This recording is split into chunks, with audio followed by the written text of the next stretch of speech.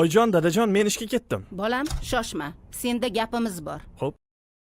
Bu yurishing ketmaydi. Seni uylantiramiz. Dadasi, siz ham gapiring bir. O'g'lim, do'stim Farhodning qizi bor. O'shanga seni uylantirib qo'yamiz. Gap tamom.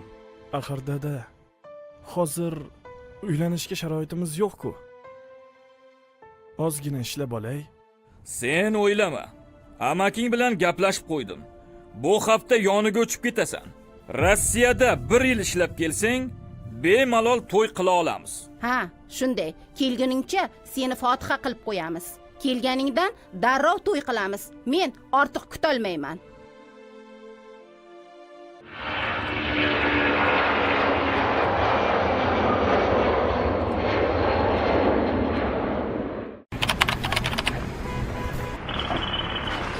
Бабур, минуточку.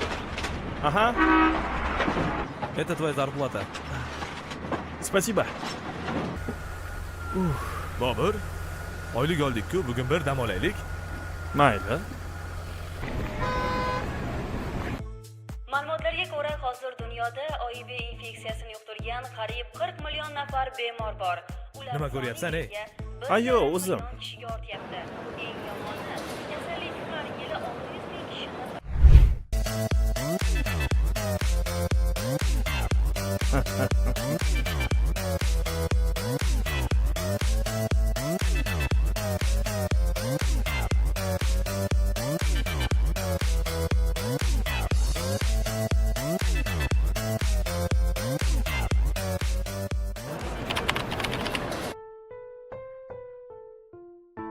Xudajon, o'g'lim kelishi bilan to'y qilamiz. Juda xohlayapman tezroq to'y qilishni. Xudajon, shoshilib nima qilamiz? Kuyovim kelsin. Hali qonuniy nikohdan o'tish uchun ham bir muddat vaqt o'tadi. Shifokor ko'rigi deganlaridek. Xudajon, siz bu yog'ini o'ylamang. To'y o'tgandan keyin hujjatli ishlar bo'laveradi. Ha, to'ydan keyin vaqt bemalol bo'ladi-ku.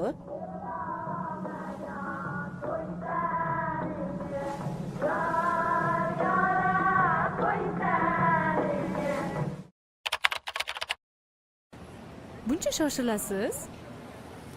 Namuncha chiqishing qiyin. Bugun tibbiy ko'rigimiz natijalari chiqqan. Voy, sekinroq yuring. Namuncha emillaysan? Yur. Hurmatli fuqarolar, siz topshirgan qon tahlillarini markazimiz laboratoriyasida tekshirib ko'rdik. Ming afsuski, sizning qoningizda OIV infeksiyasi borligi tasdiqlandi. Ha? Nima? Nima? Ayolimgachi? Ayolingiz topshirgan qon namunalari ham tahlil natijalariga ko'ra sizniki bilan bir xil. Ayolingizga ham infeksiyani yuqtirgansiz. Vijdonsiz. Ming afsus. Nimalar qilib qo'ydim? Endi nima qilaman?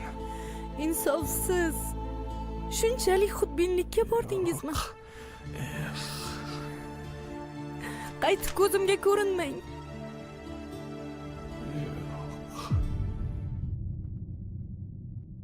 Yo'q. Vaqtinchalik lazzat badalini o'zim va yaqinlarim hayoti bilan to'lamayman. O'z baxtingni xatarga qo'yma. OIV infeksiyasi to'g'risida bilish, xatarni chetlab o'tish kafolati ekanligini unutma.